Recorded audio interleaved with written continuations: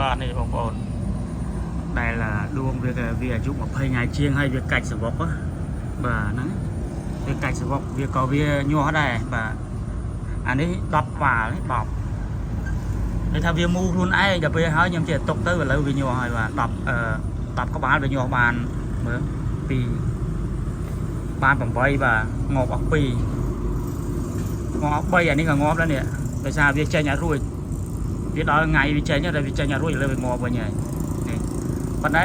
អាដួង20ថ្ងៃជាងដែលវាកាច់សវកហ្នឹងវាតូចទេបាទតូចចឹងបាទវាអត់ធំដូចពួកអាគប់អាយុទេអាគប់អាយុ45ថ្ងៃ50ថ្ងៃដែលយើងយកទៅកាច់សវកហ្នឹងអាហ្នឹងបានវាធំ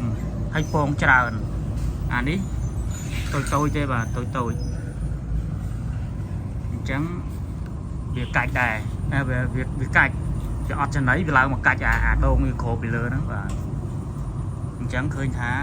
10វាបានយកបាន8ដែរបាទតែតូចវាអត់គ្រប់អាយុវាបាទ